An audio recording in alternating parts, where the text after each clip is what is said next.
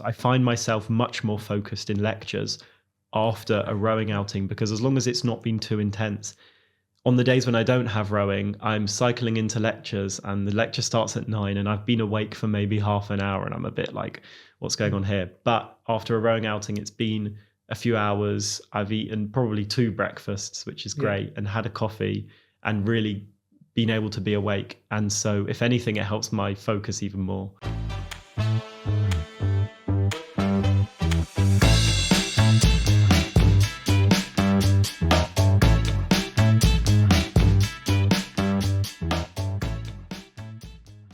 Hello everyone, welcome to Cambridge from the Inside. We're here with a new guest today. Would you like to introduce yourself? Hello, my name is Raphi. I am a second year here at Trinity Hall and I'm studying natural sciences. Nice. And we're here today to talk about natural sciences and more specifically the physics strand within natural sciences. For anyone who doesn't know, can you explain what natural sciences is?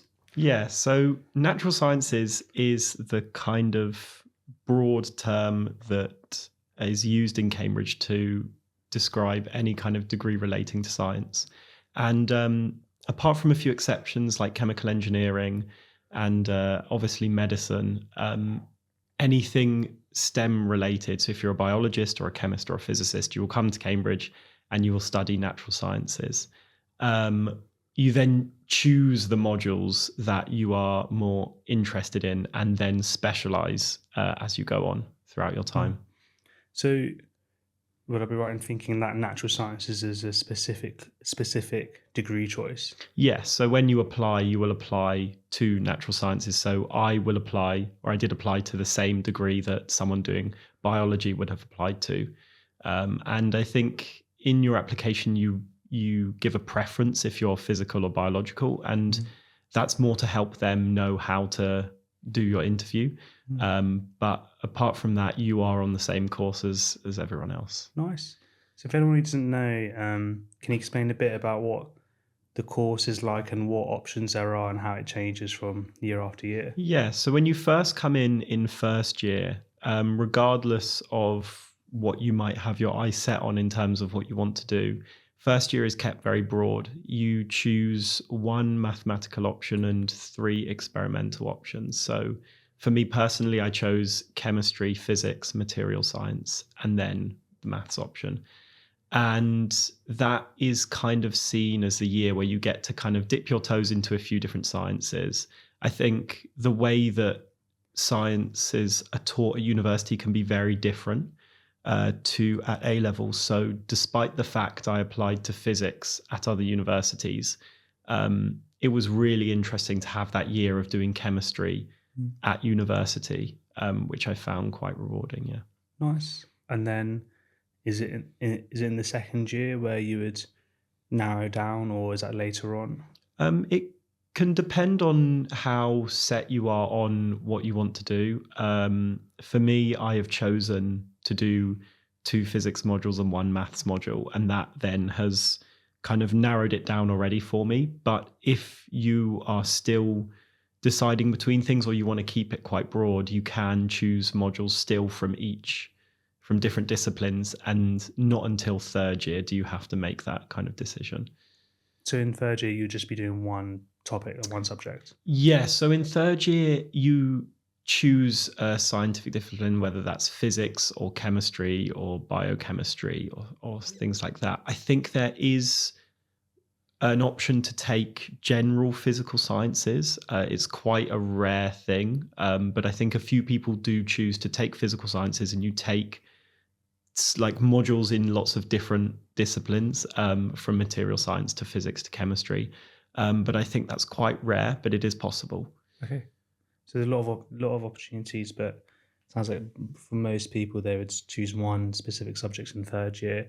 Is there a fourth year in natural sciences? Yeah, so a lot of the third years lead on to fourth years and masters, and the requirements are different for each subject that offer it, but it's generally, I think for physics anyway, the grade requirement isn't too high. I think it's a good 2-1 is enough to get you onto the masters. They do want as many people to do it as possible.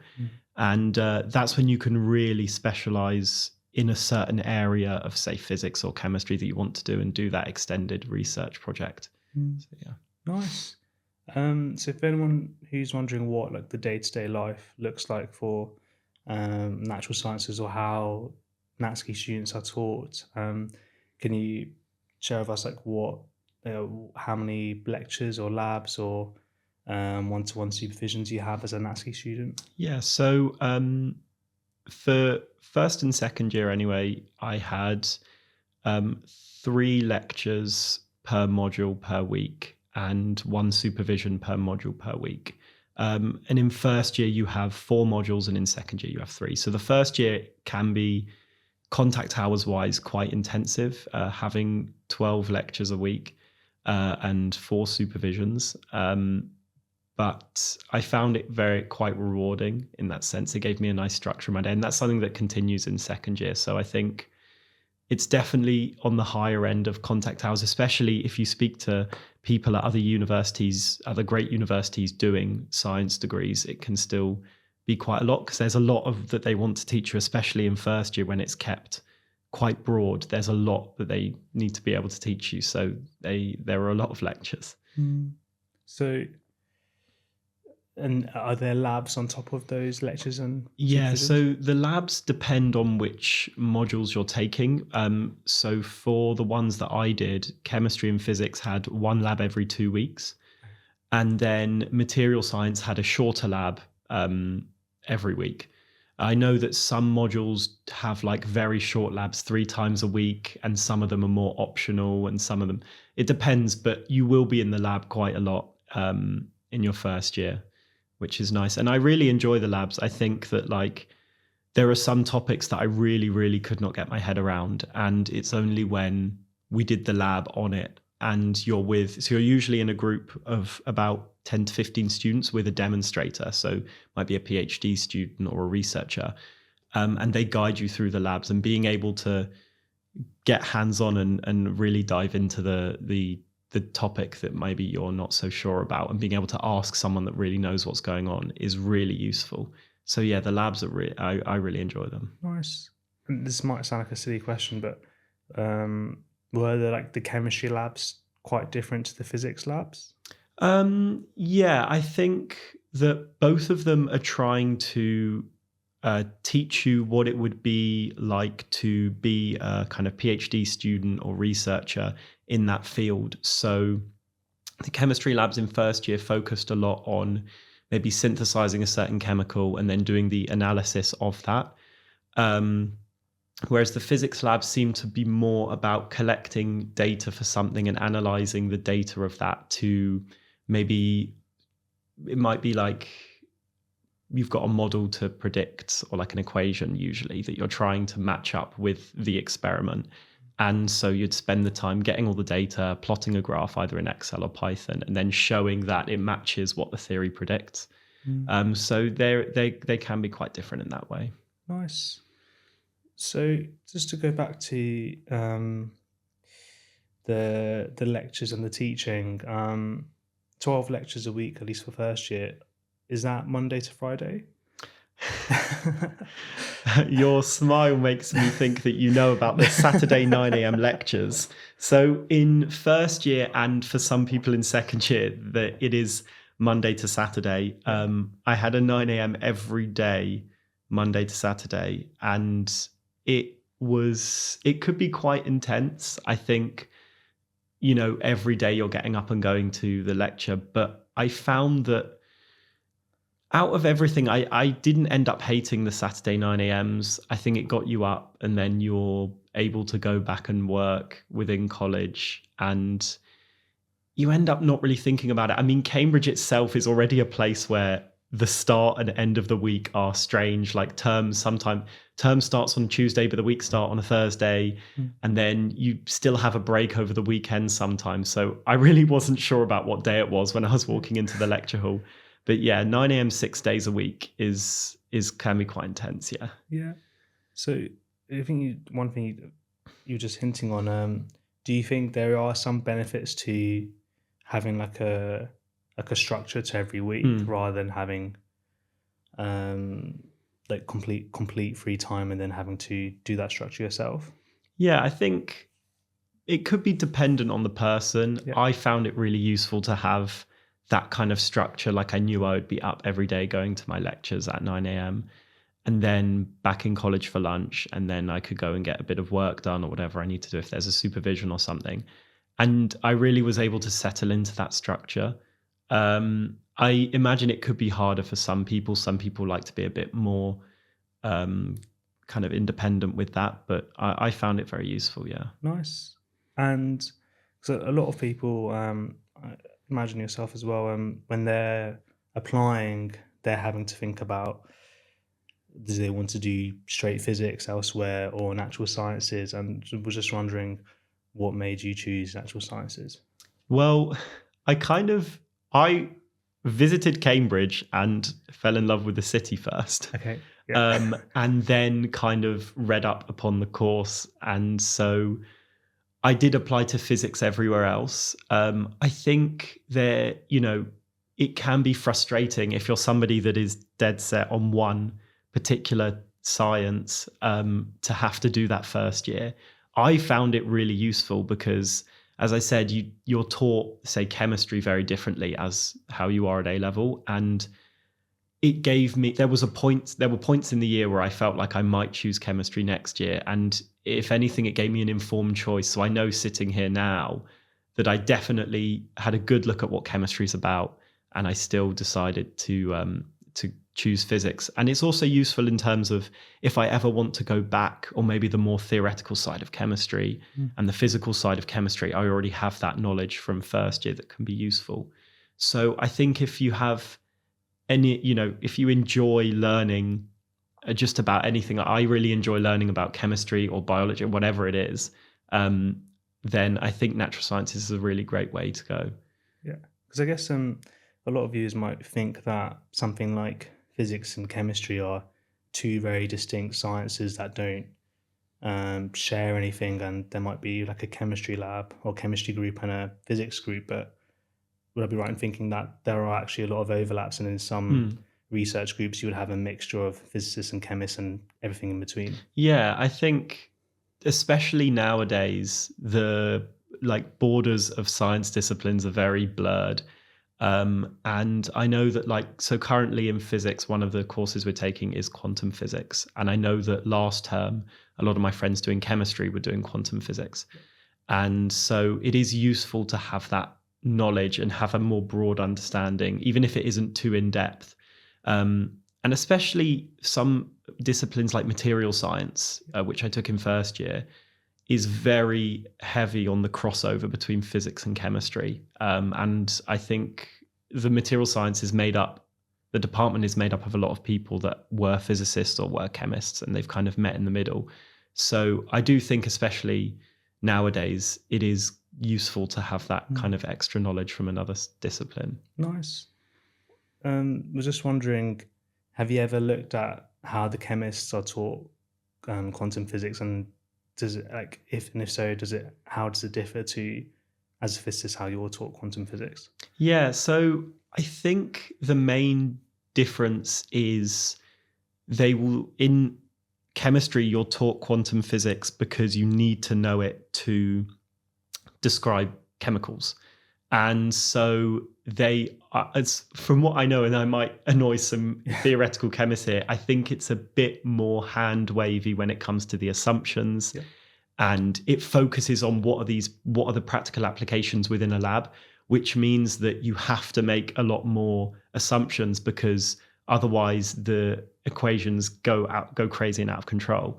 Whereas in physics, it's leaning more towards the mathematical side of things, where you're really probing at the equations of quantum mechanics and the rules of quantum mechanics and kind of what follows from that. So I think there is a lot of overlap, but it's kind of, you're taught for slightly different reasons. Yeah. In that way, yeah. So, I guess would I be right in thinking a chemist might have like a proof that is practically useful, and then they will go and use that. But even if their work isn't s- strictly accurate or rigid, that's fine because it's practically useful. Yeah, I think I would say that saying that it's not strictly accurate might be Yeah. the kind of not it's just that in quantum physics, if you have a system, so we learn a lot about like a one electron system, like hydrogen, for example, and you can describe that really well. The equations are really nice. So you've got this Schrodinger equation that solves really nicely when you have one proton, one electron. And as soon as you add another electron, suddenly it's you need numerical solutions. The equations kind of fall apart. There's no nice solution for it. So you have to then invoke some kind of I shouldn't say hand wavy, but kind of you have to assume some things and you have to create models instead. And so when you are doing chemistry, when things are made up of loads and loads of different atoms, you have to then kind of look at it differently. You have to then make some assumptions and abstract things out a bit. Because without making those assumptions, the equations, you can't solve them. Yeah, they're either too computationally difficult to solve or impossible to solve analytically, and so you have to. I'm not sure exactly in what situations it's which, but I know that it's either would take a computer way too long or impossible to solve, and you have to make assumptions to make it even viable. Yeah. So yeah. Nice. That's really cool. That was a massive tangent. That was really interesting. Another thing about well, Cambridge in general, that makes Cambridge and Oxford a bit different to some of the universities is that Cambridge we have the supervisions. For anyone who doesn't know, can you explain what the supervisions are? Yeah, so kind of for science degrees, it's usually 2 to 4 times a week. You have an hour with a supervisor who is, it can be a PhD student, it can be a researcher, it can be a fellow, and you go through problem sheet questions. So you're given a problem sheet that's usually set by the lecturer of your course. And they are questions that are designed to kind of follow on from the lecture notes and then maybe extend it a bit more. It's trying to tap into that problem solving mind that I think Cambridge is trying to teach you. Like in the end, they're trying to teach you to be better problem solvers. And so they're not designed for you to get everything 100% correct. And we're told it's better that you attempt every question, 70% than do half of them really well and leave the others. And so it means you can go in with an expert in the field and talk through the problems and see how they would solve it. And it can really help with your understanding of the course material. And obviously it helps when it comes to exams because the exam questions are similar in that sense. Nice. And so you would hand in your answers before the supervision? Yeah, so ideally you hand it in a day or so in advance, and the supervisor will then either in the supervision or before the supervision give you your questions back with some notes. So some supervisors write out quite a lot on your working and some write less and just kind of go through the questions with you because it's much better to be able to have that conversation and go through the questions than just be given back a mark sheet that says how you've done.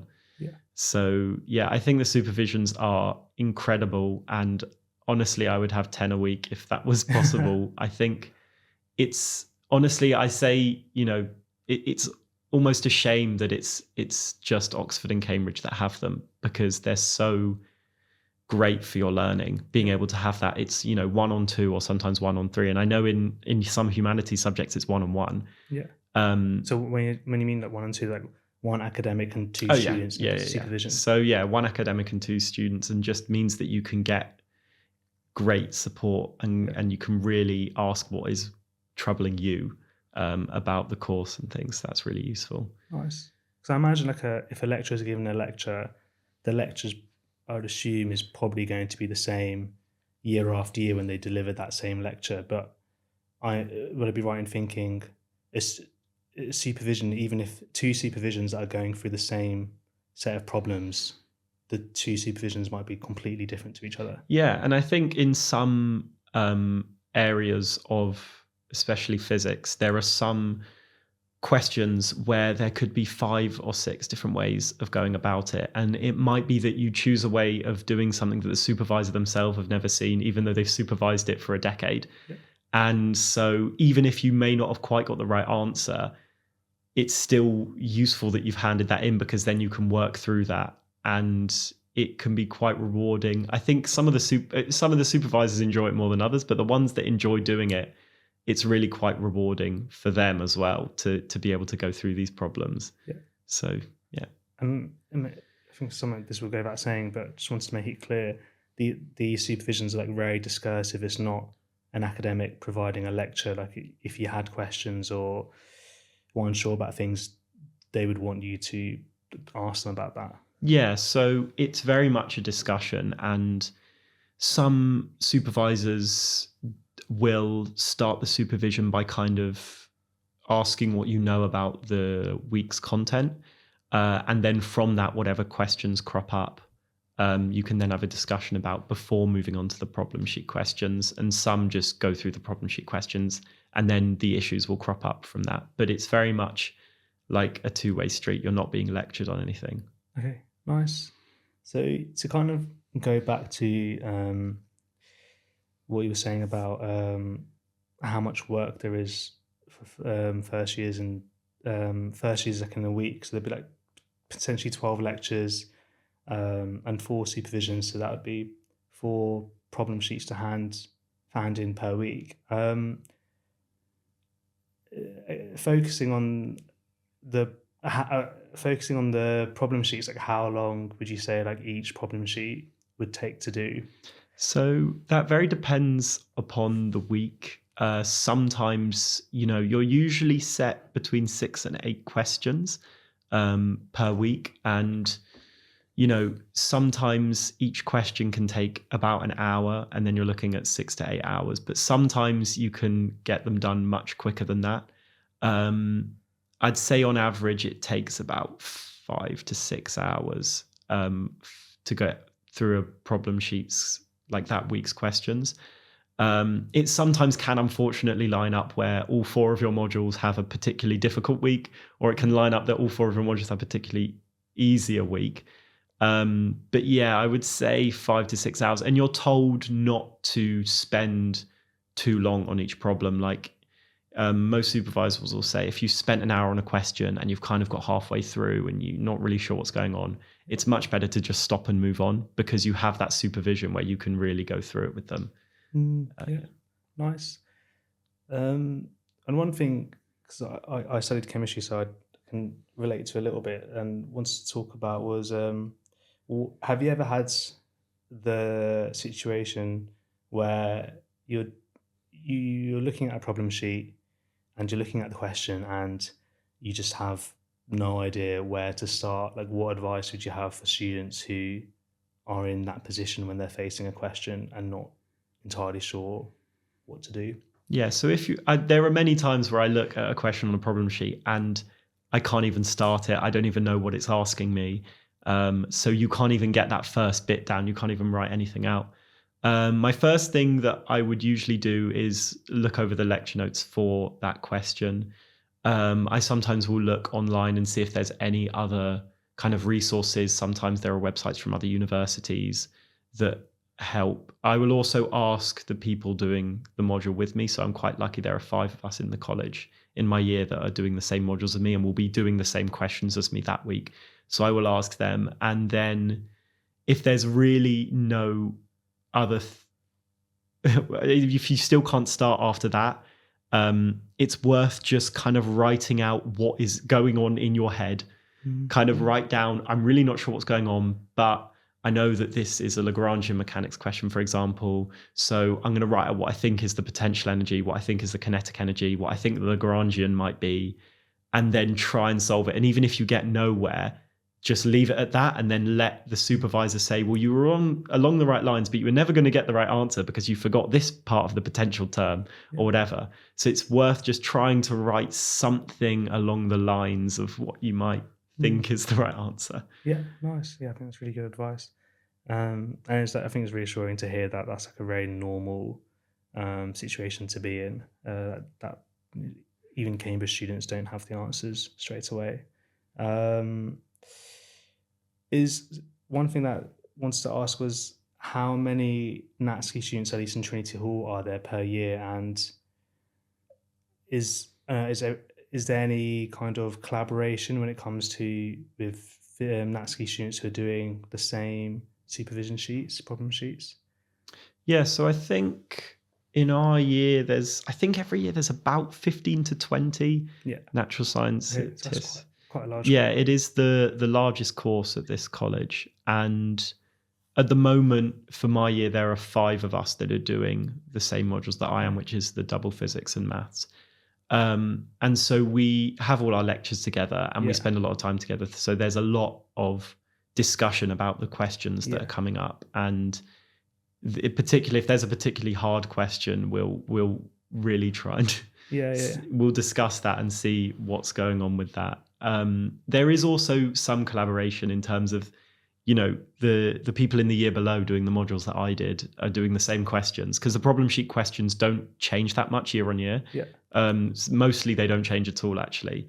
And so I've even had people in the lower years asking me about a question I did last year, and then I'll have to really think and go, well, what did I do back then? Or what did the supervisor say, to give them a little bit of context? Nice. So you won't be doing the degree alone. No, not at all. And then also, even outside of the college, there are loads of people, because one thing that's great about the labs is that it means Yeah. you're forced to work with somebody at a different college that you wouldn't know. Mm. And so you end up getting quite a lot of people that you know within the course that you can ask. Nice. The next thing we'll talk about was because it sounds like there's a lot of contact hours and work to do. Is there much time to do other things outside of studying for NatSci students? Yeah, there definitely is. I think, like, since I've come here, I've met people doing more interesting things with their life than anywhere else. Yeah. So, and these are people doing, like me, NatSci or medicine or things like that, where you have a lot of contact hours. You're definitely never bored when I'm here. That's one thing I've never felt, is boredom, because there's always something going on. But I have found time. So I row for the college. Okay. I also host a radio show once a week, and I'm on the committee for that, and I'm head of sport. So that's at CamFM. So I've definitely found time to do other things, and it's necessary. I use rowing and the radio as a break from the course. Yeah. And you can almost, sometimes when it's quite intense, I use the course as a break from rowing. Nice. So there's definitely time for that. And I think, like, whatever you're interested in and whatever you're into outside of your course, there are things to join that you can fit around it. For rowing, a lot of the stuff happens early in the morning. Yeah. So if you can get yourself up at about 6 or 6:30, you can get your rowing outing done before lectures and then go from that. And the radio is a great one, because I do it once a week. It's 1 hour, and you can fit that into your schedule whenever. So there are lots of things to get involved with, and I would really recommend anyone coming to Cambridge to get involved in lots of different things. And it doesn't matter what course you're on, there's definitely time. Nice. So what got you into rowing? And I imagine like rowing is like quite a large time commitment, so it's quite reassuring to hear that you're doing rowing as well as the NatSci stuff. Yeah, I got into it. They were very good at getting us involved when we first joined. I think a lot of the year we're trying it out, so I went along with that. And so you didn't row before? No, I didn't row before I came, and I just kind of fell in love with the sport a little bit. And I think there's no better place to go when you've never rowed before than Cambridge, because the facilities that they have specifically at this college are incredible for rowers. And so it just made it very easy for me to kind of slot in. It didn't matter that I hadn't rowed before, and they'll train you up and they'll get you involved and in a boat very quickly. And so it was really nice to have that, because it's been quite a while since I properly committed myself to a sport. I think since COVID, I remember going back probably, year 11, and then in sixth form, I kind of floated around. I didn't really do a proper sport. And so it's really nice again to get my fitness up and my strength up, and rowing for the college has been really great. And do you think like that kind of like physical exercise, like does that have any like positive impact on like the learning as well? Definitely. Like, I'm sure there are loads of studies that you can cite to say how physical activity can help with your focus. I find myself much more focused in lectures after a rowing outing, because as long as it's not been too intense, on the days when I don't have rowing, I'm cycling into lectures and the lecture starts at 9 and I've been awake for maybe half an hour and I'm a bit like, what's going on here? But after a rowing outing, it's been a few hours. I've eaten probably 2 breakfasts, which is great, and had a coffee and really been able to be awake. And so if anything, it helps my focus even more. So that's really good. So you say that the mornings where you have the rowing, it's like those mornings end up being like a better morning than the ones where you've gotten up later and gone straight to lectures? Definitely. Because even on the days where I don't have lectures, I'm able to come, like today, I was able to come from rowing into college and I've already got an hour and a half of work done. Yeah. And it just turned 10:30. So yeah, that's really great. And obviously that's, that's not for everyone. If you really can't do mornings, then I would say rowing is not the best sport for that. But if you can get behind that kind of routine, it can be very useful. Nice. That sounds really cool. Hopefully a lot of people on the back of this would get into rowing, and NatSci wouldn't stop them from doing that.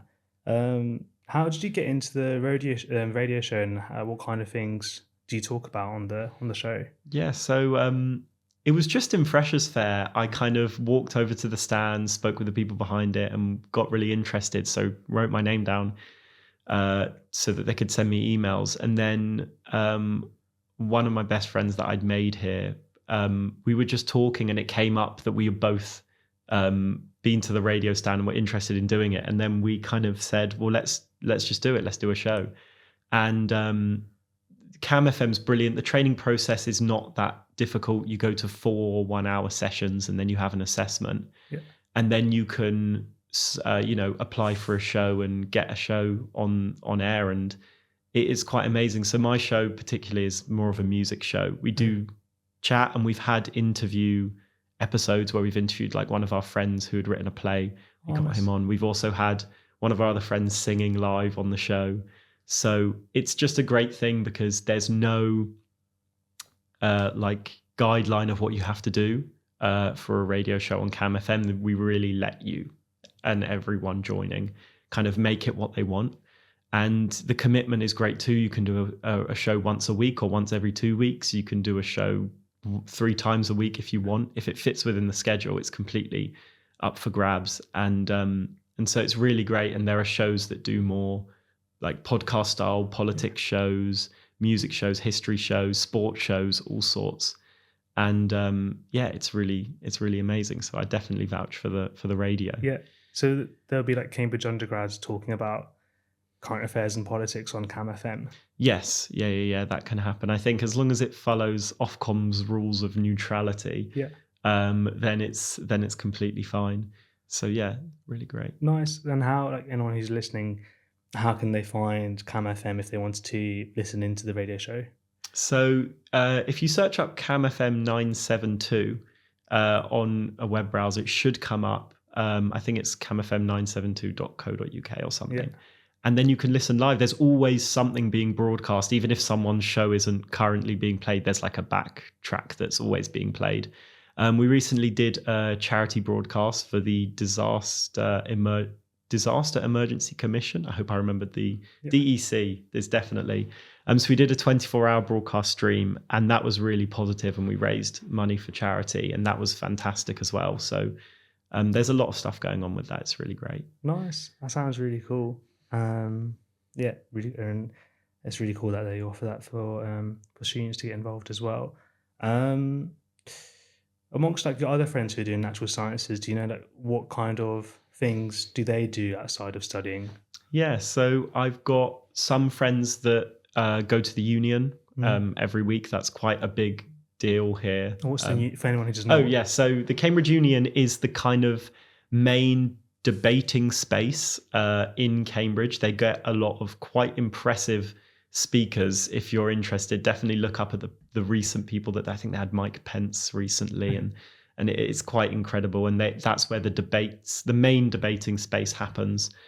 And so I know a lot of people that go along to that and are getting involved with that. I know people doing some other sports. I know people doing dancing, competitive dancing, who are on the weekend off to Warwick for a dancing competition. What kind of dancing do you know? They do Latin dancing, and I think they did ballroom dancing, but they got fed up with that. Okay.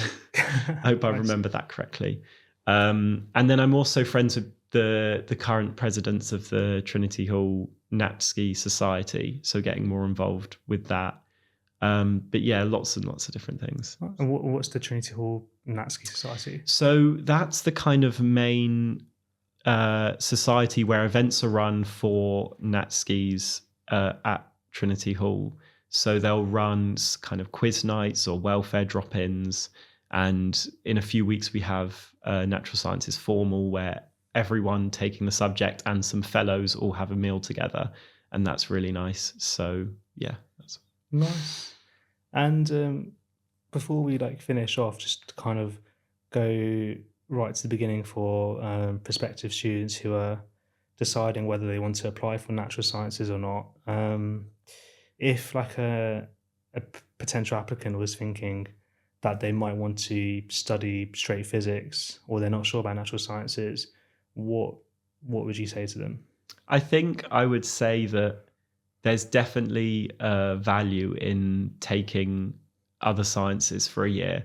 I think there are definitely cases if you're 100% set on physics and you despise chemistry and you're doing A-level, you really hate it, then I can understand why you want to do just physics. But it's definitely worth it. I'm really glad that I did that year, kind of dipping my toes into other things, because something like material science, I would never have learned otherwise. It's not something generally that you can do as a degree. I think some places offer it, but it's quite rare. But it's definitely worth it. And you're not kind of held back by the fact that you do less physics in first year, because they make sure that you're caught up to speed by second year and then third year as well. So even if you do natural sciences at Cambridge, applicants shouldn't be worried that they'll know less physics, because by the end you would learn as much as at least anyone else who's done physics. Yeah, I mean, the department is ranked top 5 in the world most years. They wouldn't get that if they were kind of half-assed teaching their students physics. So they really do get you up to speed. And I think that comes as well from the way that they teach. They're very much focused on teaching the students to be good at problem solving. And that means that they can get you to learn a lot of content at once, because instead of having to remember everything, if you have the problem solving skills, you can kind of deduce a lot of things, and your understanding is a lot better in that way. Nice. And some students who are thinking about natural sciences or physics might be thinking about subjects like maths or engineering. And I was wondering, did you have any advice for those students who are deciding between those 3 subjects? Yeah, I think for physics and maths, I would say that if there is any part of you that may want to be an experimentalist, it's definitely worth doing physics, because it's very difficult to do maths and then go into the lab, because you've had a lot of years away from it, and they teach you the kind of experimental physics side in a physics degree. I would say if you're unsure, it's worth doing physics as well, because, looking into my third year options, there are a lot of theoretical modules I can take and then become a theoretical physicist, where a lot of the modules are with the maths department. In terms of engineering, I think that I don't know too much about the engineering course, but I think if you're more interested in kind of practical applications of physics in fields like robotics or building bridges or whatever it is, then engineering would be more useful. But if you're more interested in the kind of theory and the mathematics behind it, then physics delves into that a lot more. So yeah. Nice. And do you know what you're wanting to choose next year? I guess it's still early days, but Yeah, I'm still deciding. I think the main choice is between whether I do theoretical or experimental modules. I think you can do a mix of both, which is definitely something I'll think about. Um, it will depend on how I get on with the kind of the rest of the course this year and how the maths is going and things like that. Um, I think I'm definitely enjoying the labs more this year than I did last year. I'm finding them more rewarding. So I'm definitely looking towards experimental physics, because I kind of look into the third year labs and it looks like they're doing quite cool stuff. yeah. But this might age badly and I might not either as well. So who knows? So if I'm right in following what you're saying, will you be choosing physics for third year? Yeah. So technically, I think I have 3 options, maybe 4. So I definitely can choose physics as a broad option, and then within that choose experimental or theoretical modules. So that's the most likely option. That's what most people will do. You can also choose astrophysics. I'm not sure how the modules within that are chosen, but that's kind of a separate choice.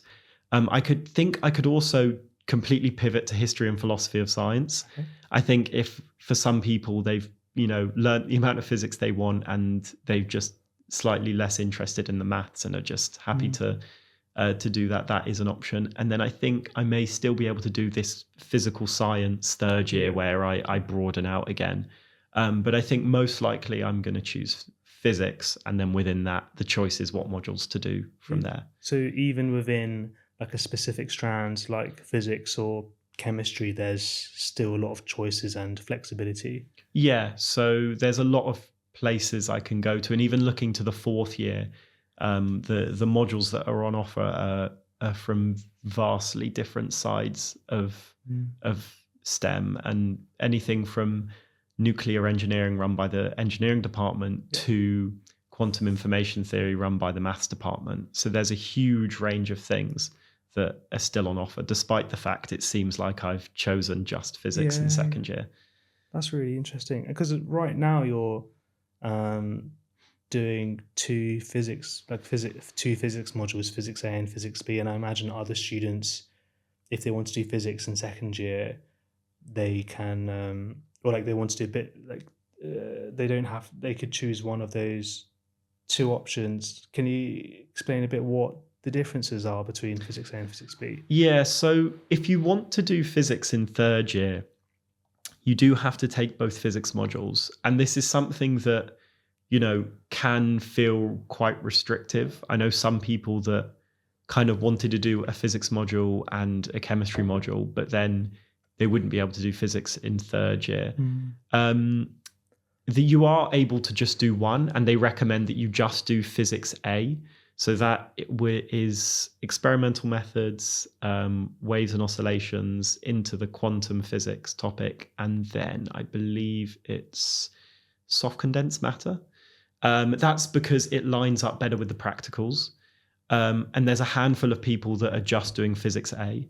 You can technically also just do physics B. I snooped around the practical sheet, the register, and there is one person in my year who is just taking physics B. It is not recommended because you take like electromagnetism and then classical mechanics and thermodynamics, and that doesn't line up so well with the practicals. So you then have to go into these practical classes and kind of relearn bits. You have to learn bits from the physics A course to then do it. So the vast majority of people do both physics options, but it is possible to just do one. Right, okay. Nice. Yeah, that's really interesting. And it's interesting to hear the differences. And I guess, and then within the third year, even though you're doing specifically physics, you can choose which specific modules you want to do from a range. Yeah, there are, I think, 4 or 5 core modules that you have to do. So I think that's the relativity module, the advanced quantum mechanics module, and there are a few others.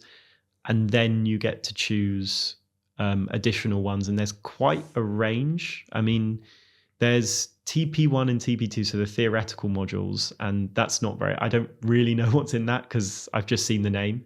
And there's experimental 1, experimental 2, where you'll do experiments. But there's also things like literature review, where you're looking at research papers and building up a literature review of that. There's also a physics education one, which I think Michael Sutherland, the senior tutor here, runs. Yeah. So that's where you're going into a school, I believe, and kind of learning how physics is taught. Okay. So there is still quite a range of what you can do. Yeah. Which is good. And whilst we're talking about that, we've done a podcast with Michael Sutherland, our senior tutor, on physics at Cambridge, which we can put a link in the caption if you're wanting to watch that as well. And lastly, it might be a bit early days for this question, but do you have any idea of what kind of things you might want to do after Cambridge? I'm asked that quite a lot. Yeah. I definitely am not sure what I want to do as a job. Yeah. I'm definitely going to go on to do the masters, or most likely I'm going to go on to do the masters. Whether I then go to do a PhD from that will definitely depend on how I get on with the masters and if I enjoy that time in the lab. Beyond that, I'm not so sure. Yeah. I hopefully will have kind of internships and placements that can kind of tell me a bit more, or hopefully rule out some things and show me opportunities in others, but I'm not sure as of yet. Yeah, nice. Yeah, that sounds really cool, really exciting. Well, thanks so much, Raphi, for a really interesting podcast on physics at Cambridge, natural sciences. And thanks for the viewers for watching. If you have any recommendations or podcasts that you'd like us to do, please mention them in the comments. And we'll see you guys next time. Nice. Thank you very much. Thank you. How was that? That was good. Yeah. I think it was good. Yeah, it was really good.